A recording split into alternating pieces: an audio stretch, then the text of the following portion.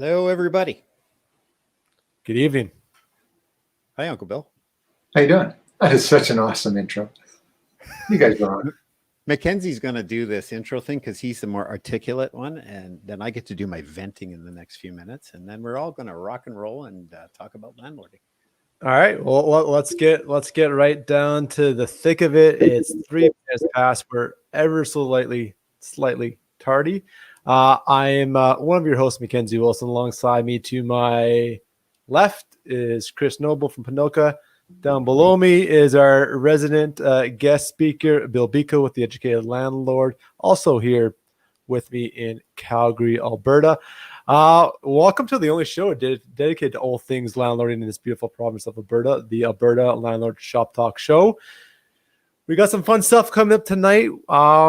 We're going back to the good old digging through questions off the page and just talking about your guys' troubles, giving you guys some solutions and doing a little bit of brainstorming to help everybody out. Let's have some fun, but we got some housekeeping to take care of, which I know Mr. Noble is Noble. And your background is beautiful there, Chris. Thank you. I just moved into my living room. You remodeled. You should hear it play. I'm going to play the piano in a little bit. Yeah, we'll end with a little bit of blues on our exit with Chris doing a solo. How do I make our screen bigger? What's that? Do you know how to make a screen bigger? Yourself bigger? Yeah, no, on my screen here. Anyway, sorry, folks. We're talking technical here. Mackenzie, I have to go get my crutches, and Mackenzie's one of them. So anyway, what are we going to chat about first off? We're just waiting for people to join us. I got about 10 viewers on my end here. I don't know what you got. That's what I'm seeing as well. Let's do some housekeeping. I know people will always catch us on the replay. So what do you want to take care of there, Chris? Well, I'd just like to say a couple things. One is I got some information the other night and from a very reliable source, one being a member of our group, which I trust infinitely. And as a result of where that person is associated in her memberships in the real estate end of thing, we got a little bit of a warning that came out regarding somebody that is using accessing realtors or landlords to access empty properties. Now, when these properties are empty, we're uncertain as to why this person needs to access properties when they're empty and what the motive is. However, we did a post. I think we reached out to almost about 300 of our people now. I find those statistics a little bit interesting. We have 2,500 members, but we only have 300-ish people that have liked it. So I'll just put it out there. If you've seen the post or been near it, just hit like. We're trying to find out when we post something important, how quickly it can reach out and how many people we're touching with the information. And to make sure that when something like, it's very unusual having to post a warning regarding somebody who's trying to access empty places. But anyhow, we got a message tonight, one of our ladies, and she's updating the post, or she's going to post right on it, that this person in Black Falls area, just north of Red Deer, reached out with a fake name, and then the whole thing kind of came together as a result of our post. She realized who he was and why he was there, and quickly shut things down. So we're not sure what the motivation is. Reach out to me and I can connect you with maybe someone else that knows a little bit more. Or if you are uncomfortable, certainly do reach out to the RCMP in your area and advise them that of the situation, and because they are aware of it and it was reported there. So the information is being compiled. So again, in this business, I think it's important for these little reality checks here is, we all like to believe that in humanity, we're nice people, but you know what? The reality of it is not everybody is. So do your due diligence, be safe. If you're a lady, and we have what Mac, like a 60 or 70% demographic here of women in this. Yeah, we're vast majority. I think we're in that 70% range that are our demographic is female to male. So yeah. So you know what? With that in mind, even male or female, like use your due diligence as to why you're going to the property, what you've checked out about these people. Bad people are great salespersons. they will sell you your soul and you don't even know it. So when you're doing these things, do your due diligence, check it out, take people with you, and it's always good, even if nothing happens. It's always good to have that second ear that picks up on comments or words that you're going. And then when you have a little roundtable afterwards, they say, "Well, did you hear this comment?" And they go, "No, I missed that because I was talking to the other person."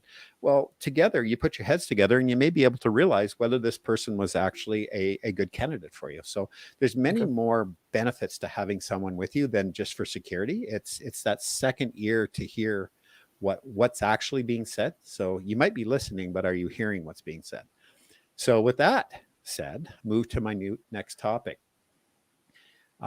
3 people were removed from our page last night because of a conflict arose. I and Mac and I'm sure Bill you'll agree is that this page has been developed for the business person. If you choose to engage somebody in a very negative or disrespectful way, I can assure you that there's no place for you on our page. We're a community. We're a community and we're here to support one another. If you can't fit that mold, please feel free to leave the page. If you can't find a way to write something in a positive or respectful way to somebody, then don't waste the energy or the time. Because I assure you, myself or Mac or the other 2 ladies that work with us, it's so easy to hit delete and block that it will spin your head. And when the question came back to me last night regarding the post that got put, how this all started was someone posted some driver's license information right on the post. Clearly, that is a violation of someone's right and privacy. So that doesn't go up. And we've made that clear from the get-go. And the attitude was, well, if the admins don't like it, they can take it down. I'm not here to babysit you. I will tell you that it took 2.5 hours out of my night last night and Guidry and Trisha's night to deal with this crap. And this isn't going to happen. Okay. So we're going to move forward with a positive attitude, and we're going to move forward to create a community that supports one another. So when things started flashing back to us and then fingers started getting pointed, we just cleaned house, and it doesn't have a place for name calling, and that won't happen. So sorry that off in the negative way, but I think there's a lot of people that will appreciate that the position we take in this page is a professional one, and find a way to encourage somebody to help them with their business, not to discourage somebody. And that behavior, Chris, is probably few and far between. A lot of our members stepped up and said, "Hey, this information isn't appropriate. Please take it down." Mm-hmm. Unfortunately, the original poster didn't cooperate, and you also took the right steps to keep this community in good working order. So thank you for doing that, Chris. The third point is the post that came up regarding people on ISH. And I want it clear that our page supports you as a business, and people on ISH are people. They're human beings, and they deserve the right as anyone else to apply for your rental. If you choose not to take them because of your beliefs or your values, then I want you guys to deal with your business the way you see fit. Don't put the negative up there, and that you'll never ever have an AISH person because of this and this. Well, you know what? In some way here, that's a little bit discriminatory, because there are good people out there, because they're on a program that helps them have the best life that they can. That doesn't mean they're bad people. However, on the other side of it, certainly there are some people on the program that attract undesirable people that doesn't fit your mold and how you want to run your business. Mm-hmm. So before you start lumping people into one package as what type they are, you know what, you have to think about what you're saying. And again, if it doesn't, if that negativity has to be put out that way, then please don't put it on there. I shut off the comments on it because enough was enough. And you know, a mom who sticks up for her son, commented on there, and her son is on AISH, and she supports him by being there for him and keeping him in line. She understands the difficulties an AISH person can bring, about someone on the program can bring along, but she's a support system, so she feels a little offended, and rightfully so. So our community needs to continue to support one another. We have a lady on here who has a son on AISH, and she also is a landlord. Imagine that. So find a way to make your business work, not find a way to crush a mentality here. So that is all I got for you. Just sort of a reality check for everybody, just to be kind. Go out and be kind and find a way to support one another. And sorry about the long vent, Mac, but it frustrated me because it tied up so much of our time last night babysitting adults. I couldn't tell. But I heard you had some good news. You've been talking to the law enforcement unit called SCAN. For those who don't know who SCAN are and what they do, Chris, can you give us a quick synopsis of what they are and what they do, and then what you've got in the works with them? Safer communities and neighborhoods. So SCAN is about, when you have illegal activities going on in the neighborhood, specifically maybe to do with drugs, a lot of traffic going on. And right now it's in the works to talking to the inspector in charge, and he is going to bring one of his members, or hopefully get one of his members to come on, and we'll have a night, and we'll find out what you need to watch for, some little cues and things that happen that you're saying, hey, that's kind of odd. And then they'll tell you what you need to be looking for and what they're looking for to be reported to them. They're not looking for, a car doing donuts in the street, or somebody leaving their dogs running around, or, bylaw stuff. There's some specific things that they target, and that's what they're going to talk to us about. It sounds like a real good complementary fit with a landlord community like us and what they're trying to do to make the communities better. So it would be a great win to have them on and share their priorities. And I think we're great stakeholders in that process that we can help each other out with. So very cool, Chris. Absolutely. And the last thing that we're working on is we are working on communicating. Mac and I are going to be sending some letters out, and kind of looks promising, but we'll have to see how they respond to it. Reaching out to the RTDRS and some of the uppers above, and talking about the process and how that works. So we'll have a little show. Hopefully that works out. Keep our fingers crossed. We're trying to get bigger and better for you and get that information out. You dirty dog, you're sharing all our secrets right now. So those will be some great conversations coming down. But Bill Beacle, you've been very polite, very quiet down below. How you been doing? I haven't had you on the show for some time. Well, I'm exhausted now listening to Chris, I tell you. Sorry, buddy, but I feel better now. It's like my chest is clear, and important. Thanks. So yeah, big thing. It's a community. You guys have built up quite a community, and people have to support each other and push each other forward, not push each other down. So 100%. There will be occasional issues, and as several people have posted in the comments here, we're adults. Work it out. Be professional. Be grown-ups. Exactly. So, well, let's. We're quarter of the way to the show. Let's get some brainstorming going. Let's take some questions off the page. What we do best, and help some folks out. I've got a list saved here. Chris, I know, do you have any? Do you want me to dive into the first one? Bill, do you got anything on the top of your mind you feel like that should be mentioned, seeing recent conversations in the page? And by the way, folks, if you haven't already, say hi. We've seen a few already say hi right now. Ask some questions, queue them up on the live chat, because they do get priority. We do take live questions on the show, believe it or not. And let's see if we can help you guys out, get through some roadblocks.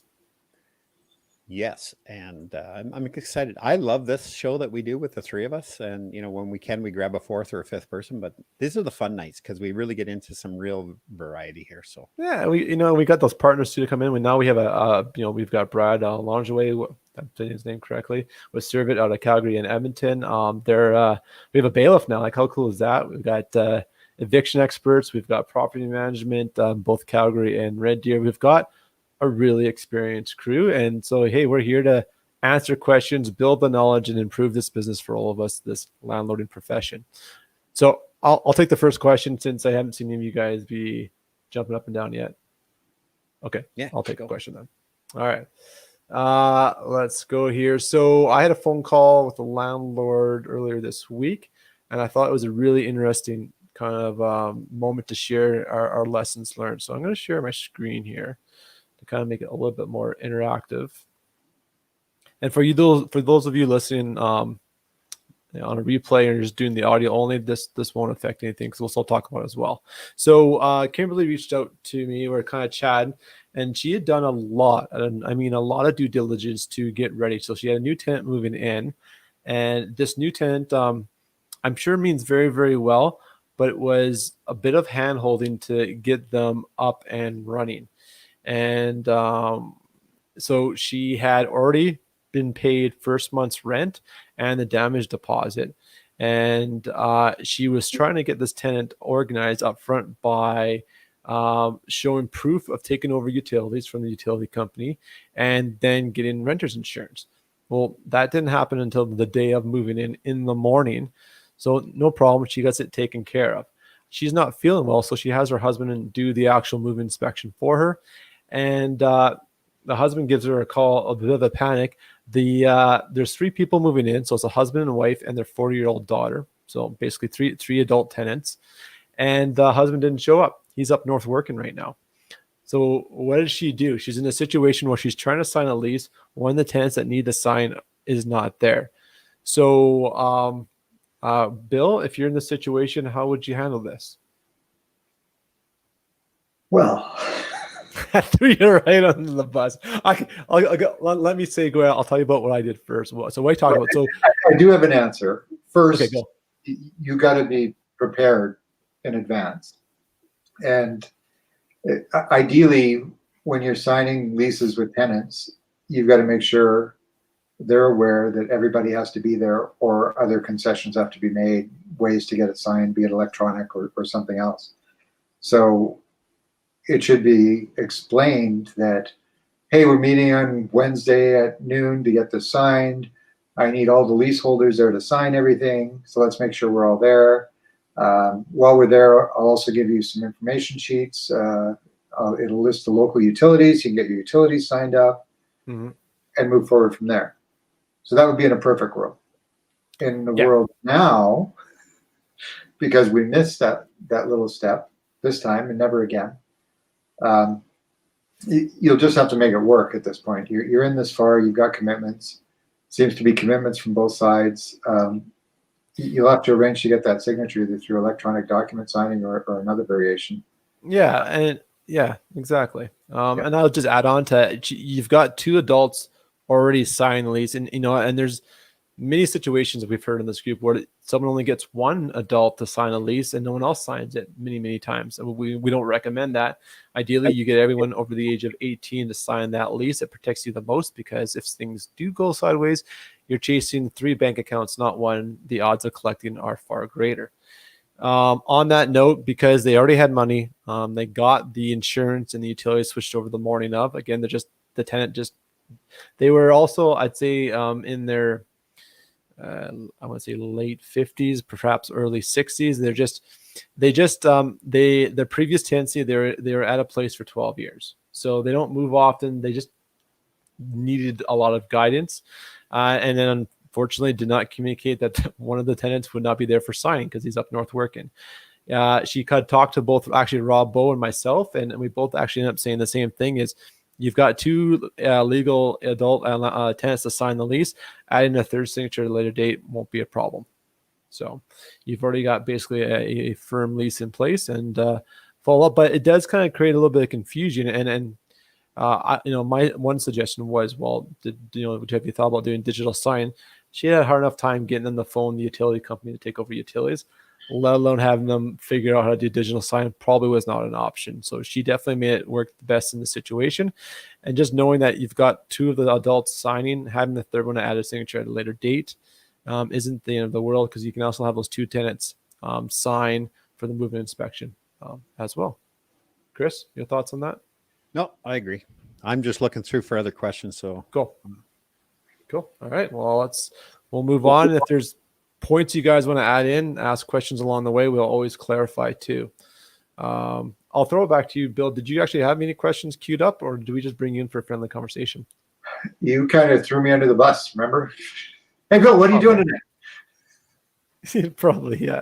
A little bit of a scramble. I did come off vacation. I was out doing some snowboarding and with my wife in Kicking Horse the last 3 days, which was amazing. It's been a while since I had some time off, and yeah, now I'm putting a little bit of catch up. And I actually had a sneak kind of show. I was over on our equivalent of our Facebook in Ontario. It's called a group called Ontario Landlord Watch, and I was on with their founder, Kayla. I'm gonna make sure I don't butcher your last name, Kayla Ardin. I think if I say her name correctly. And we're talking the differences between Alberta and Ontario. And my folks, we rehab it unbelievably well here in Alberta. We're very pragmatic legislation that balances both fairly tenants and landlords' rights. You look at some other provinces. She mentioned they still have parts of Ontario in a lockdown state over a year. No evictions, no rent increases, nothing for over a year. Plus, because their eviction process, their lesser form, like so our equivalent would be RTDRS, still has to do it in person, and they have backups and backlogs going over into the 12-year month range now. I cannot fathom carrying a mortgage and a non-paying tenant for greater than, let alone 3 months, let alone almost a year. Like, that just blows my mind. But that's what they're dealing with right now over in Ontario. Some pretty scary stuff. I just want to add to that. When you said how well we have it here, I want to go back to, every once in a while we see a comment how it's our everything seems to be in favor of the tenant. Every time I see that, I very respectfully disagree with that. And the reason is the rules are in place to protect everybody. And yes, the tenants do take advantage of us. And what it comes back to is if you change the rules and you do the handshake deals, or you say, okay, I'll give a little bit. Once those rules change and you change the game in favor of the tenant. So that's when you start to run into difficulty. And I'll use this analogy, and I've used it before. You're a coach of a team, and you have a under 15, 16 team, and the other team has an 18-year-old player and doesn't get to play. Their small school or their small whatever, and they say, hey, look, you mind if our other player plays, because we don't really get out a lot, and they don't get a chance to play, and we know there's an age difference, but you as another coach, yeah, your heart says, geez, yeah, okay, you know what, sure, let the kid play. So they put the kid into the game, and it's the final. It's for all the gold, and they beat the crap out of your team because they have the extra player. So what you did as a coach or as a business person, you changed the rules to accommodate somebody. And as a result of that, you got bit by your kindness or your compassion or your thought process. So if you change that back to the rules are this, and your payment is due on the 1st, it's now the 3rd, here's your eviction notice, here's your residential tenancy or dispute board documents, and you move forward. When we hear stories of people having 3-4 months in arrears, that's on you as a landlord to take the steps forward. We're trying to help another lady now who is, she's let him get away with 5 months worth of rent, and he agreed to pay her, and now has come to her and said, yeah, I'm not paying you. So she doesn't know what to do, how to get him out. So Rob Bonnen's trying to help her right now and get on track with that. So again, when you change the rules to be nice, or what you think would be nice, you have to remember, are you being played? Are you being taken advantage of? Follow the rules and you'll be safe every time. They're there to protect all of us. Totally. Yeah. I was going to say, if Don or Rob's on, or if someone knows, what's the current wait time from filing with RTDRS to getting your phone call hearing?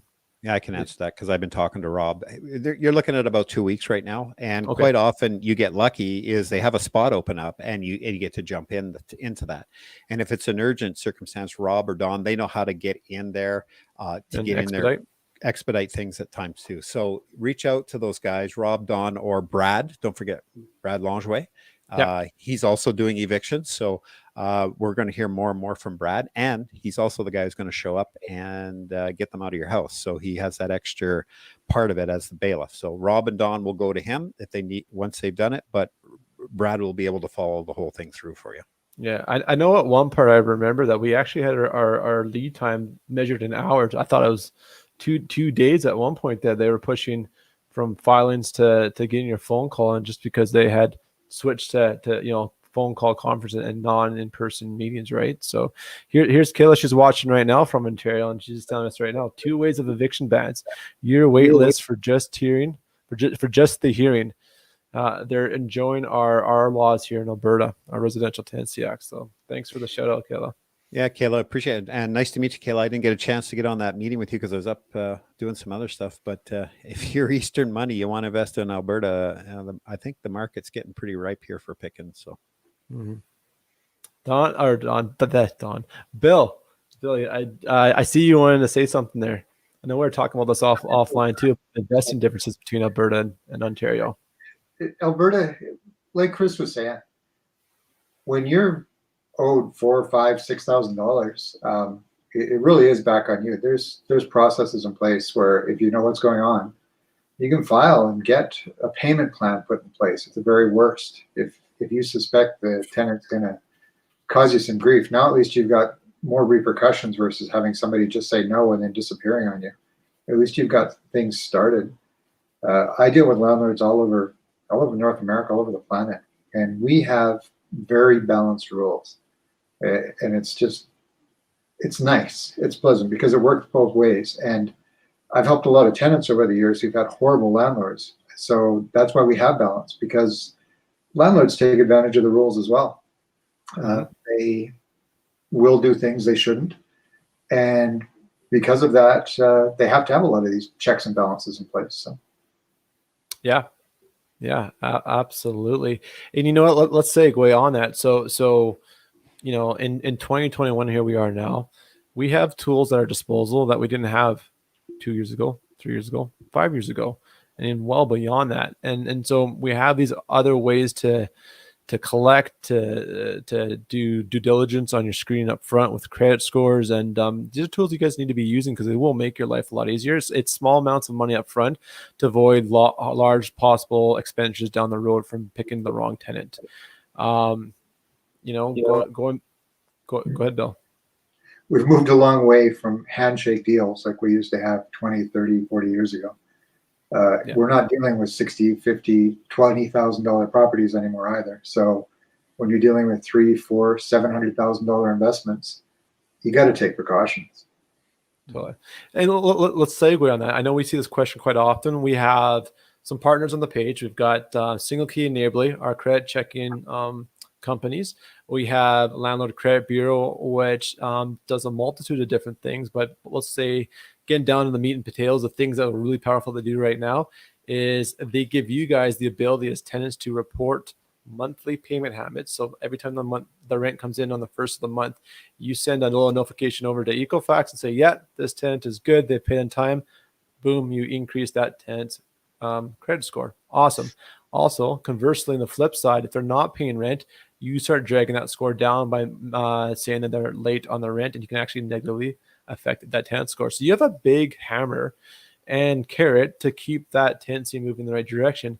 And now that you guys can do that, that should also be a part of your upfront due diligence on your tenant screen process, because you can use that as a filter on your ad and get the professional tenants, prevent them from even applying to your properties because they already know you have a system in place. They don't even want to touch you. Naborly and SingleKey have a few products. They both have two. The main one is their credit report, which is something that when you've got it narrowed down to a short list of prospect tenants, get them to fill out these reports. With our discounts, we give you guys 20% off for a $20 hit as opposed to $25, and you get a really detailed report on who these tenants are. And in some cases, you'll get pages upon pages of their credit history, and you can see how they've treated every financial line or financial product they've ever had: credit cards, car loans, mortgages. And if they have the tendency of paying rent on time and they're not really late, but maybe they're going through a life event where it's affected their credit score, so a divorce or a job loss, they may probably be the better tenant to pick than someone who's perpetually late on rent and has a D- credit score because everything's been late in that 30, 60, or 90-day buckets for late payments. So there's two different products. Plus, both Naborly and SingleKey offer a form of additional insurance called SingleKey is called Rent Guarantee, and Naborly is called Tenant Neighborly Shield. Basically, what it is additional protection for damages and non-payment of rent. There's a bit of course, there's a cost that goes with it, but some of you guys maybe think it's worth considering if it gives you a lot of peace of mind and additional protection, perhaps that your main home insurance policy does not offer you. Is there? Sorry, Mac. Go on, Chris. I know that if Landlord Credit Bureau is a very powerful tool, Gord, one of our landlords, Gord Heisler's on here, and he has quite a number of doors. And Gord has embraced this process, and he has sensed a number of bad debts in, and he's gotten calls within an hour or so of some being registered. Yep. And people wanting to pay. So they don't even get registered and people want to pay because they get a warning that this is what's going to happen. Now, Gord is a member of the Landlord Credit Bureau, so his costs to post are a little bit less. However, if you want to do a one-time posting, it's worth it. You go and you pay that little bit of a fee. So one of our other landlords, Andrea, who's a member, so she's doing it too.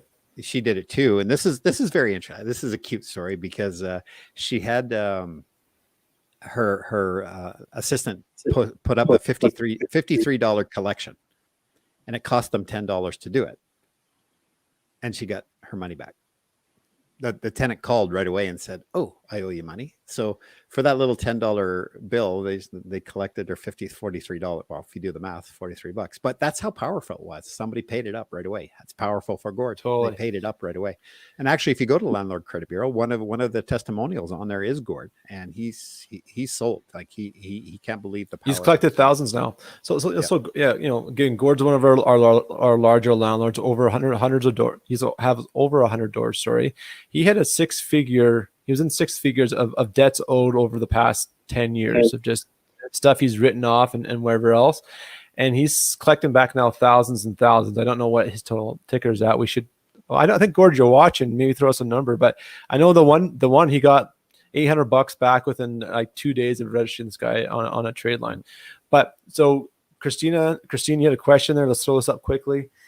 Is there a cost for credit reporting on the tenant? Yes. So the monthly payment habits is part of the premium package, and there's an ongoing fee of we give you guys a discount of I should know this. I think it's 15% off for the first year, but then after that, it is $20 a month to be a premium member, and that gives you the ability to do the monthly reporting to Equifax.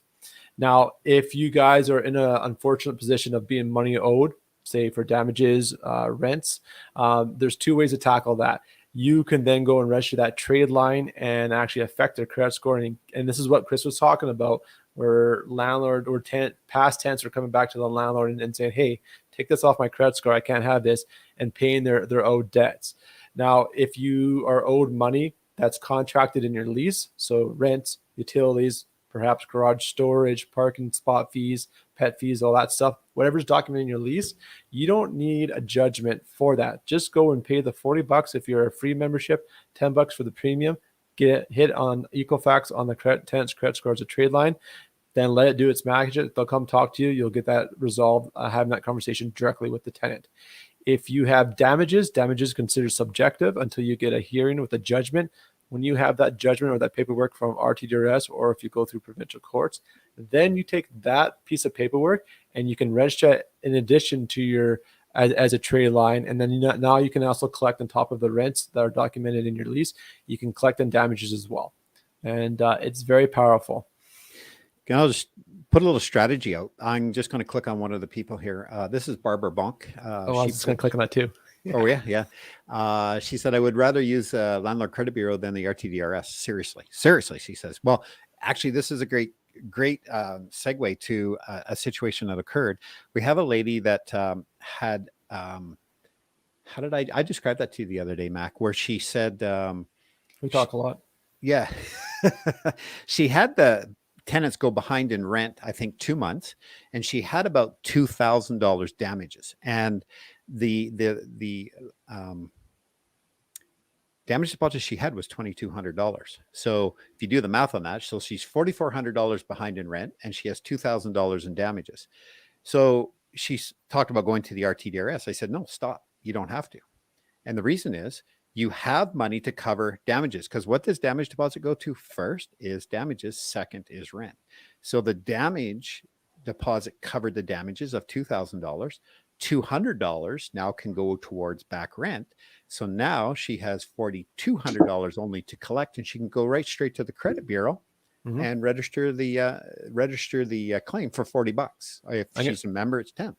I'm gonna throw a curveball. So here's so if she's mid lease and she's only 6 months into a year lease, and assuming depending if she's going to keep this tenant long term or not, or cut the cord and terminate the lease, if she's going to keep the tenant, it would probably be best to file all of that under RTDRS. Oh, sorry, you said damages though, right?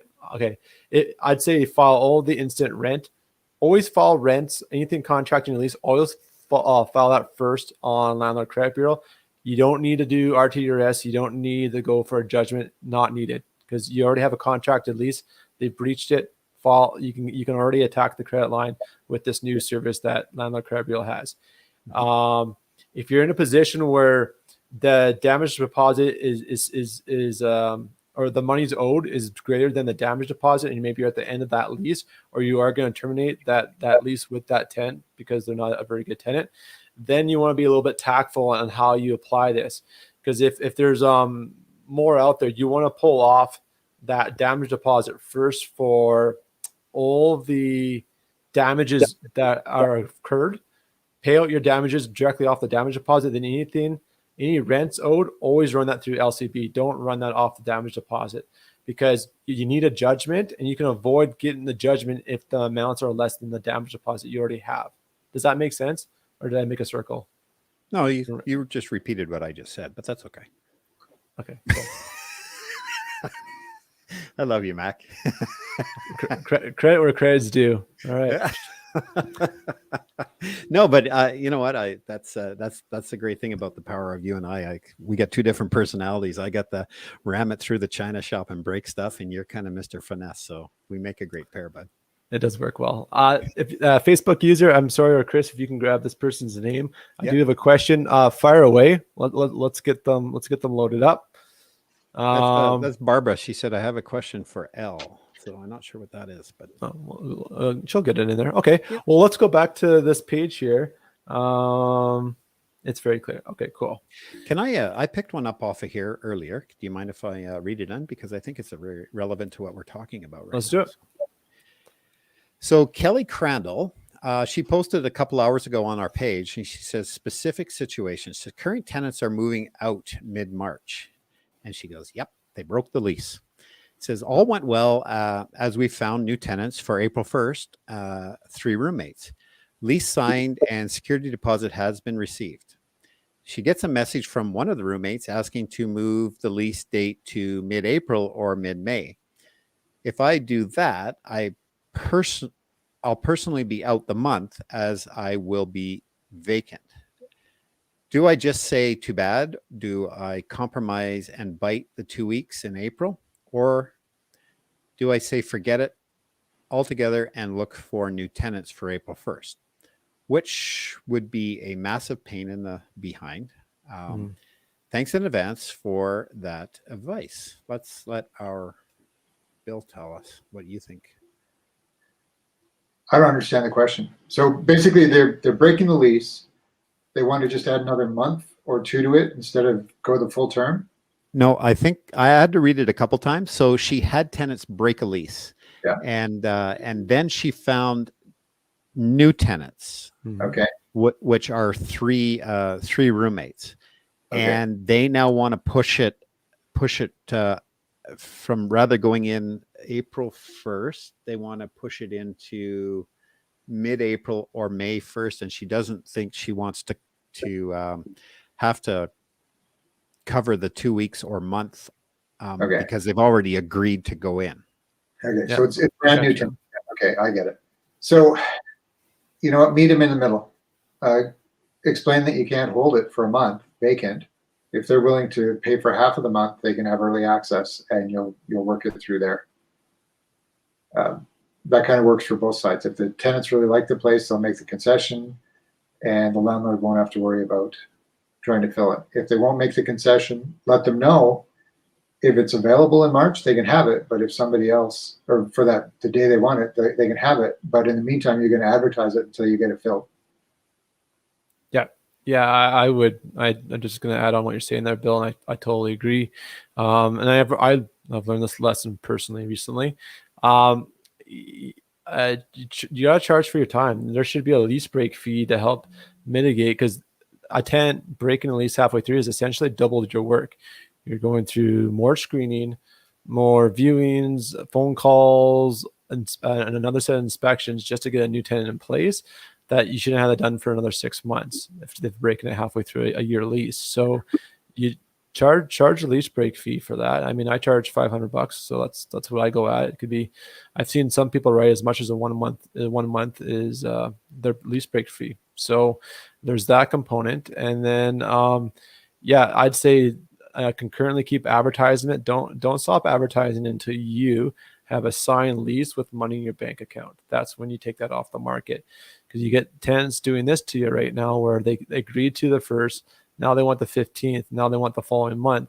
And that's another, a vacancy is going to cost you, what is it, $1,500 to $2,000 a month, depending on the type of property or whatever your market is.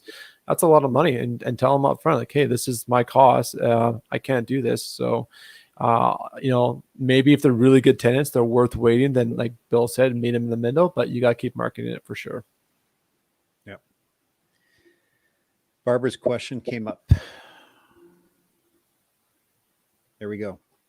Do I have a question? I have a question for the Landlord Credit Bureau. What does a bankruptcy do to your claim filed at the Landlord Credit Bureau?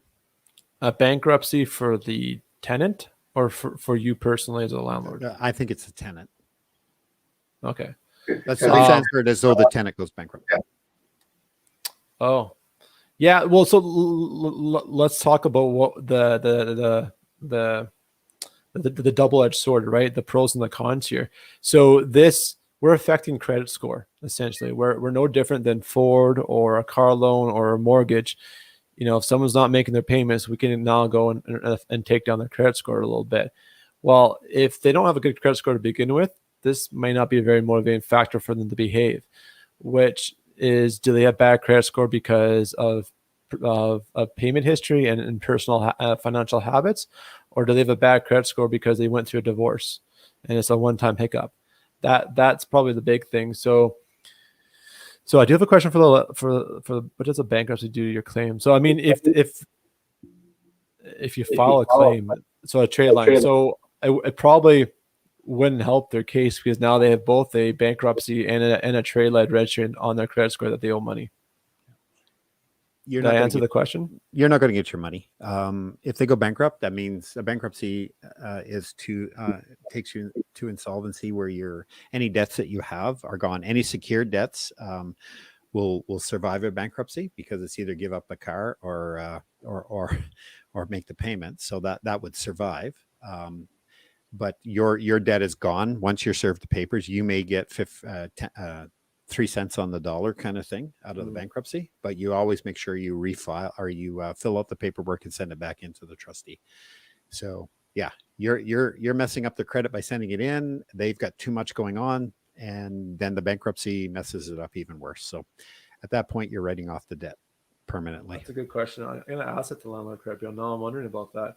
I would still file, because it gets registered as a separate trade line.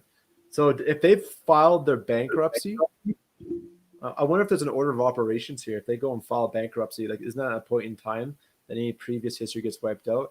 What if you wait and file your because you can file a trade line, Well, hang on a sec. I used to work in this industry prior to my other job, and once you file a bankruptcy, any debts outstanding are gone unless they're a secured debt.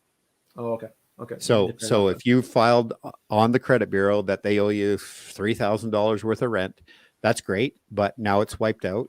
They don't owe you anything, and that's why I say you fill out the paperwork that you should receive from the trustee.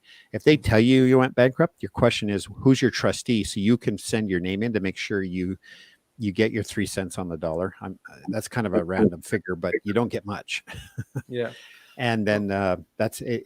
And it doesn't wipe out your credit history. What it does is it gives them a fresh point to move forward, but they're not going to get anything good for the next 7 years. And yeah. Yeah. And Kayla's mentioned, she says it will warn other landlords. And I totally agree with that. The other thing too, that Landlord Credit Bureau does really well that we need to start as us as a community of landlords need to start using and moving towards is they have a legal means that they have a national, actually international bad tenant list, if you want to call it that, undesirable tenant list, because they have the database and they have the mechanisms legally set up to collect this list. Whereas I know ourselves included and a lot of other little landlord groups have collected our undesirable list. But if this is really where we want to be using this tool because it's powerful, that will give you guys the ability to search across Canada and actually includes the United States. And there's no cost to report to this database. It's completely free. The cost component regards is with the Equifax portion where you're reporting monthly payment habits. So I guess at the end of the day, back to this bankruptcy question, I would still follow at $40 or $10, depending on what membership you have. It's pretty small pennies to do some karma and help another landlord out there. So Christine says, what if they didn't list you as a creditor? So again, I think we just addressed that and your question probably came up. If you're not listed as a creditor and they're telling you they went bankrupt, you ask them who the trustee is, you phone the trustee, you get your name on the list, and they don't have to pay you. It's done. So, but the Landlord Credit Bureau, like we said before, that Gord got to use, and here's a thing from Gord right now. But when you've written off a debt, here's something to think about it. You've written a debt off and you collect it 3 or 4 years later. You've already written it off as a bad debt against your income, but now you're getting it in your year. You're having a good year, or you've had a good couple of years. Now, when you get the money in, because you've sent it into the Landlord Credit Bureau, you've just created a pure profit. Because you've written it off before, now you get $1,000 in.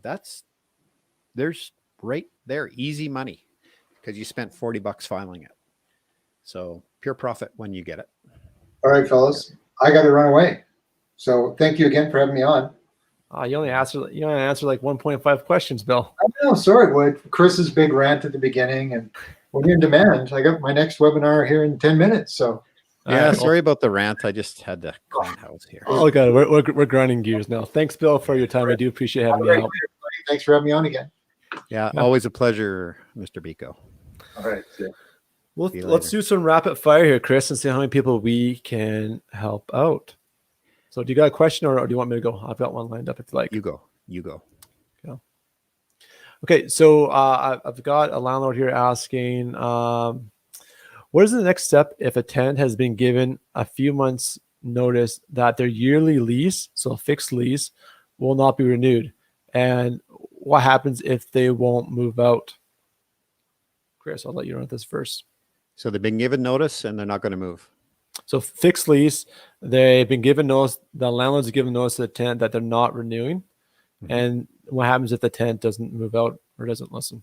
Well, if you don't know whether they're going to move out or not, and there's a risk, you know what, open up some communications. And if they flat tell you, say, no, we're not moving, make us. Okay, well, go file with the RTDRS right away. They've clearly told you they have no intention of leaving, and go file. $75, file your case and get a judgment that they are to be leaving the property as per the contract. And if they don't leave, you call the bailiff. But because of their actions, it doesn't cost you anything. Take it off their damage deposit. You get a $75 and now you get a judgment. Now they have to leave. Okay. So it's a vacating order, mm-hmm. and just go get it done. Because the intent has been made clear to you that they're not leaving. Yeah. I would just add on to a full thing for sure is lots of communication, written and documented that, so you can build up your case should you have to go down that route with the RTDRS to file for eviction, and also don't accept. So let's say that lease ends December 31st. Don't accept the rent on January 1st, because if you accept rent, you are now accepting that it's gone to month to month, and you do not want to be in that position. And that will set precedence when you go to your hearing. And great segue. We just had a question like that. Someone said, they had the lease was up, and he didn't communicate with them that he didn't want to renew it. And so everybody's assuming, one is assuming they're staying, the other's assuming they're leaving, and no one communicated. And then all of a sudden he got the rent. The rent went into an automatic deposit. He says, and it came in March 1st. He says, what do I do now? Well, honestly, too bad. You are now entered into a month to month. You accepted the money. And was there communication in this place, Chris? No. Okay. None. No communication. And then the argument, the discussion on the trend there, a thread of communication was that, well, just give the money back. Doesn't work that way. If you have it set up for automatic deposit, you're setting yourself up for this difficulty. Nothing wrong with having automatic deposit, but as a landlord, you need to be on top of your business. And yeah, I got caught once with that, but it turned out I had a good renter, and she understood, and she wanted to be in a lease because I talked to her about, if the economy and utilities and stuff go up, she could have a rental increase in 90 days. Do you want to secure your position? She goes, absolutely. And she was all over it. So she signed the lease. She's a good renter anyway. I don't have a problem with her. But your ace in the pocket is that you can now do a rental increase. So I don't know. Is there a $400 or $500 increase coming down the pipe? Maybe they'll leave. Yeah, and I'll add to that too. So, I mean, if there's been that communication in place, I do also have automatic deposit set up for all my e-transfers, and you take that e-transfer in, but you've been very clear up to that day, hey, we're not renewing, you should be out. But I would still send it back that same day because you have the communication in place that the intention was never to renew a fixed term lease. Send the money back if you accidentally collect it through an automatic deposit means. You don't show the intention of keeping that money because then that will basically take away from your position of not renewing. Do you want to take this question that came up live, Chris? I think this is Barbara. Which one is it? Oh, no, this one is Michael Daniel. Oh, Michael. And I think we just kind of answered that for you there, Michael. I think probably being already asked, but have a tenant for 2 years, leases up and been doing a month to month for the last year, continue with month to month or renew a year lease. Well, again, that's a lot of people will tell you, have some control over your tenant, because if something goes sideways at the end of the term, you can ask them to leave. However, on a month to month, without reason. Without reason. And however, on a month to month, you do have some responsibilities, and you have to meet some different criteria before you can ask them to leave. Yeah. So pros and cons quickly. Fixed term in Alberta, the way to go for all your leases, you hold the deck of cards, you hold the aces, you can make the decision to keep or renew a tenant. When it goes a month to month, you now need a legitimate reason to end a month to month lease. Now, if you're in that position and you're stuck with a month to month, how do you get out of it? Well, you kind of said this, Chris. I'm going to say it again just to make sure we're all on the same page. Is you give the tenant two offers. You give them a fixed term, probably at market rates, whatever that is, for 1 year, and you give them a month to month renewal as well. But not renewal, sorry, a rent increase. So the tenant will have two choices. They can stick on month to month and pay for that flexibility, because it's a premium to have that flexibility to choose when they want to leave on a month to month. They're going to pay for it.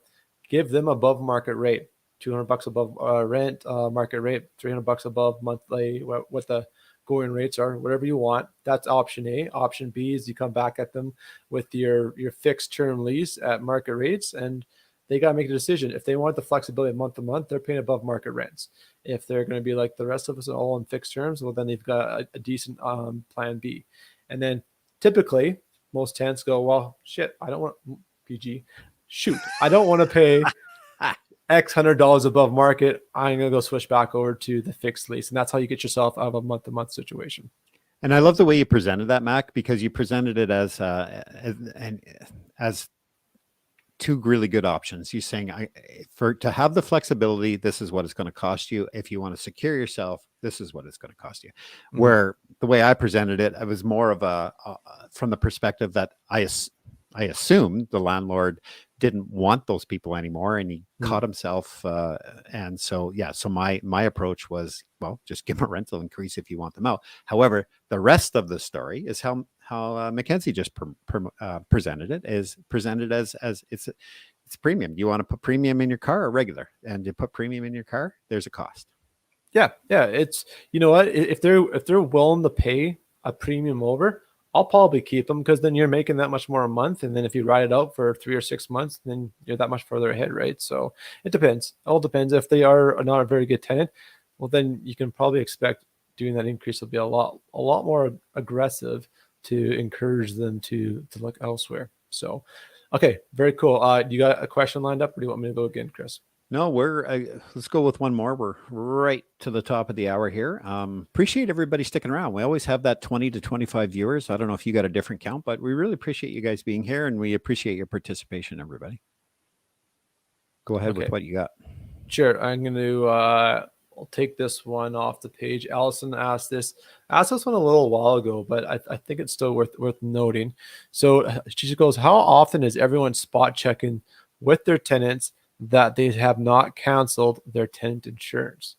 So we have this really cool partnership with New Era Insurance. But before I segue into that, how often would you check, Chris? You know, in your previous method, how often would you check to make sure a tenant still had tenant insurance? Well, I'm gonna be honest. Like Mac and I learn lots after every show, and I check once a year when their leases come up. But you know what? Doesn't mean they can't stop paying. So Or cancel. I should be checking every 6 months. Yeah, like I was. So I know, and this is the utilities kind of fit in this conversation too. It was easier because I could just go log into NMAX and see if my landlord account on the property the tenant was renting started accumulating a balance. If it did, because it's paid at $0, if it started accumulating a balance, I knew the tenant was up to something. But I had to go and check that myself. So I do that every other utility bill, because it was an easy login. It took me 5 minutes if I had a reminder set in my calendar. And to be honest, Chris, I was in the same boat as you. I would just, it was a requirement. I collected that policy before signing, and that binder letter if they didn't have the policy in hand yet, to ensure they had tenant insurance, and I left it at that. But now, so New Era, this is the reason why we chose a partner with them, is I'm really excited what they're doing. And there's a few other companies that do this, but New Era, I think, did it really, really well. Is one, they have an online sign-up process that takes about 5 minutes, and they accept credit card, which most insurance companies don't accept credit card. Very flexible. You can literally watch the tenant, do it on the spot during your lease signing, during your move-in inspection. There's no excuses for it. They can do it on the phone. It's super easy. The more cooler thing is, though, they give you guys the ability to get an instant notification, because you get your name associated to the account, and the tenant grants you permission to be made aware of any cancellations.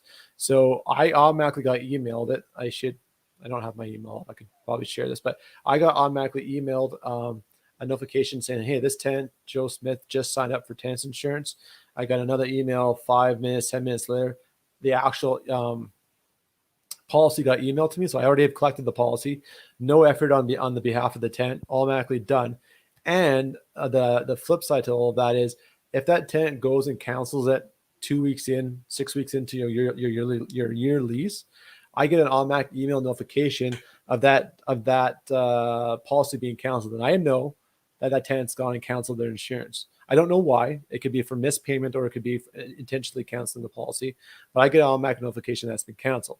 Now, the flip side of this is like an early warning indicator system. Is if your tenancy is starting to go sideways and things are going wrong, and maybe potentially you might have a midnight move on your hands. Well, now you know as soon as they canceled their insurance that they're up to something, and you can go and address it head on and avoid that midnight move. Whereas that could have been coming down the road 2 months later without you ever knowing, looking at the old way. So very powerful tool. Right. Let's we got some good questions coming in here. We'll go a little bit over, guys, because overtime. Hot stove lounge. So let's throw this up, because for you to answer, Matt, because it ties right into what you just said. And this comes from Ali Ferdaz, I guess. Okay. So newer landlord here. Can you elaborate on landlord accounts for utilities, etc.? Trying to decide if I should open up accounts under my name or leave it up to the tenants. Okay, fair enough. So it depends on your property type. If you have a property where it's a single metered for multi-units, so prime example of that is I have a legalized suited house, 1 meter to the house, but I have 2 units.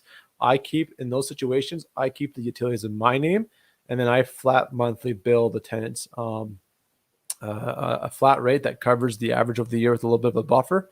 And I have a utilities lease that they sign that directs the tenant where, hey, say if the utilities jump a crazy amount, I will give you a 30-day notice and raise your utilities, your monthly fee accordingly to match your usage. That's really important because it's a flat rate. I don't want the tenants leaving lights on or using the electric stove to heat the house. So it has to be a motivation factor that they're going to want to turn off the lights. Well, if they know they're going to start paying for it, they'll start turning off the lights. So that's how I have that set up. Now, if it's a condo, I don't want anything to do with the utilities. It's just another headache to manage. I make the tenant put the utilities in their name. I want proof or confirmation that those utilities are in their name before I give them possession. So usually they forward me an email from NMAX saying, Jane Smith has signed up utilities that you're at this service location. Perfect.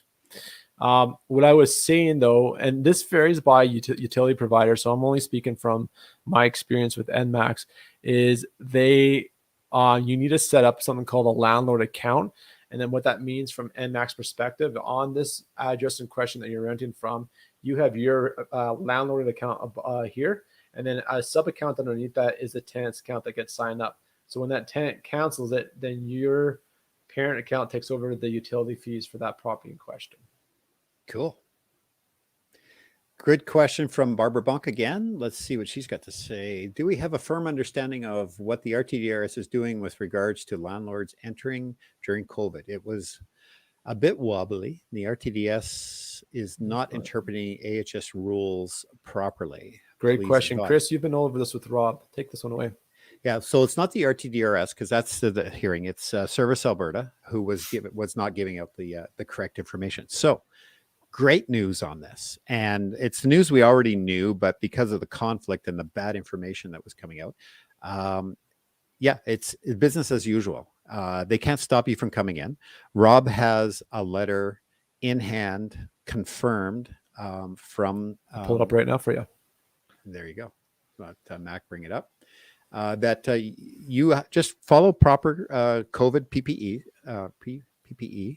and you just go in and you do it, and they can't stop you. So if you need the police, we've had a couple here where the people they hold the door shut, or they won't let them in, and they say they're going to call the police. Well, say yes, please do call the police. So we've been in the process of educating a few of the forces that weren't sure, and we provided them with the information that we got. Mm-hmm. And I would really like to say that Rob Bonin, him on our page is Rob Bow. I really appreciate, Rob, your commitment to our program here and commitment to finding out the good information. Your leadership is very much appreciated. And Rob dug through it all, and he found out right from the top people up there and got the letter from them that yes, you are allowed to go in, and yes, you can do your inspections, and yes, you can do your showings. Showings right now are one person at a time. So you as a landlord go in, you take the tenant through, and if there's a spouse, you go back out, you get the spouse, you can bring that person through, but it's one person at a time. Masks, gloves, wipe down, do the little extra. So if anybody asks, oh yeah, well, we touched door handle, so we wiped it down. We touched the light switch, we wiped it down. So absolutely. Yeah. So firming it up for you. Business as usual. Do your inspections, do your showings, and if you need these letters to support you, we'll supply you with it. And when you're there with the police, if that's where it goes to, you just hand them the letter and say, "Here you go." Absolutely. So I'll quickly add on what Chris laid out really, really clearly there. So thanks for that, Chris. I'm not sure if they've done another public health order since Health Order 42-2020, which was in 2020. I'm pretty sure this is still the current one, but we've highlighted the section that's key. So section part 2 here says private residence. We're considered essential services, so they cannot say no. And down in part G here, it says to perform real estate or other moving services. So property management, again, doing your viewings and all that, it's considered an essential service. So you have the right to do it. And then also right here, it says part E, to perform construction, renovations, repairs, or maintenance. If you've got a cracked pipe, the furnace is not working, again, it's an essential service. You got the right to do that. So that's dictated by the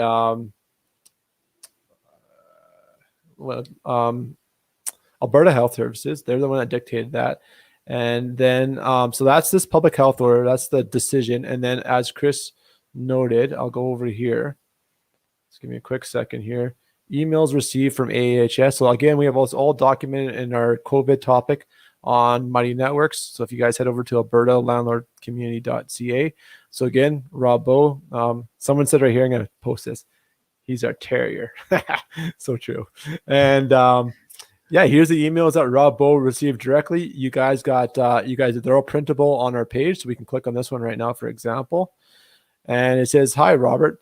Thank you for reaching out to Alberta Health. As per Chief Medical Officer of the Health Order 42-2020, inspections, check the state condition of a unit rental property would be permitted under Section 4E to perform construction, renovations, repairs, or maintenance, and to perform real estate or movement services," which is what we just highlighted on the actual health order. So, long story short, we have the actual health order. It gives us permission to do it. It says it in black and white, and then we actually have a couple of emails from AHS confirming that fact. So you can have 2 layers of documentation to really prove a case when you're trying to get things done. If a tenant's blocking at the door, and if they're not, then that's to. So Chris, if someone's blocked them at the door, do they go? What do they do in the situation if they're in the spot live? Someone's not letting them in to do a viewing.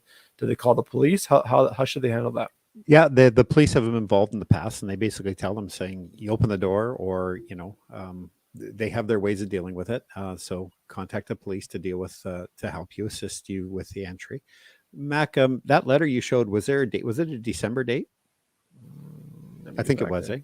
Yeah, it's from last year. That's the most current one we have. Or do we got a newer one? Yeah, no, I was just going to tell you, you're not aware because you do your thing, I do mine, and we haven't had our little meeting yet. But Rob has an even more current, more explained letter, and again, it's just right in the same lines of what we're just saying, and we'll post that on the Mighty Networks as well, so you can access it. So okay, Rob, give it to me. I haven't received an email.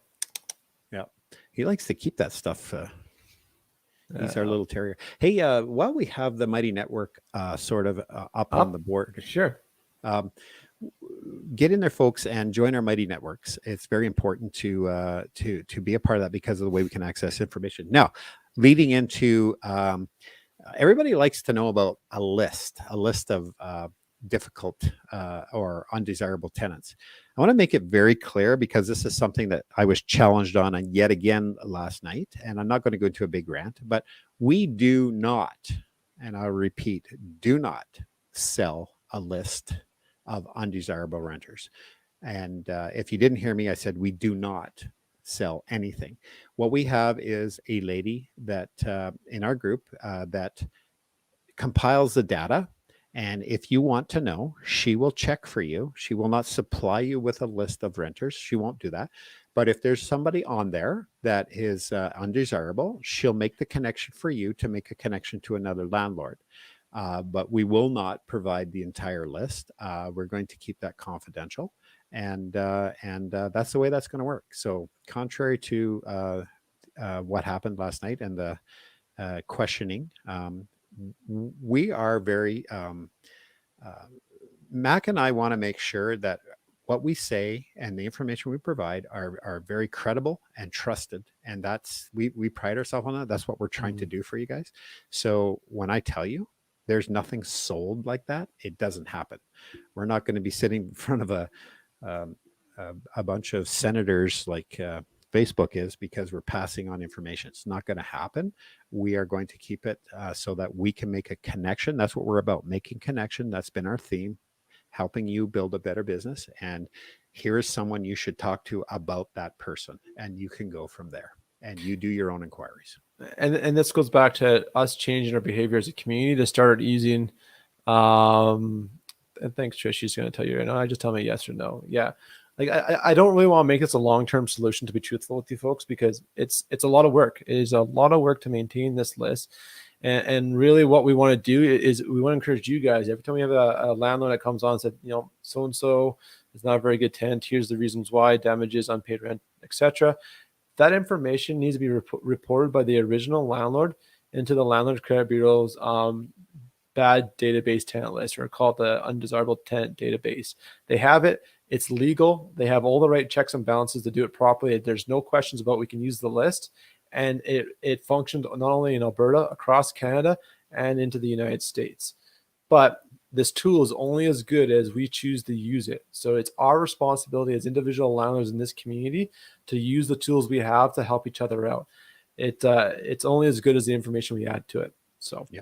And when you go to SingleKey or Naborly to do a background check, guess what? They go to the credit bureau, and guess what they find? Because the Landlord Credit Bureau is associated to Equifax and TransUnion. All that stuff is tied together. All the information is shared. So when you report, you are telling everybody else. And when people are using the systems that we're putting in place for you to run a better business, like SingleKey and Naborly, it's all going to be found out. We don't, Trish, I appreciate you, Trish, so much, because the work that you put on behind the scenes for us and this community is Trish, that she keeps that list, and Gidra's she's like our little super sleuth spy there. Like, she can figure out whether somebody is coming in from another country trying to get into our page. She's amazing. The both of them are amazing, and I want we're a community of volunteers and ambassadors. Like if it was still Chris or just myself doing this page would not be where it's at today. Like, we're so thankful for everyone's support. I think they're still holding us to that keg dinner. We have to get them, right. They should be. Absolutely. Well, there you go, folks. I think we're well past, and we appreciate you guys sticking around for as long as you have. Absolutely. I'm just going through. I want to see if I can get one more quick question. I don't think so, though, because we kind of we covered them all. Good. Excellent. Let's wrap it up. You do your thing.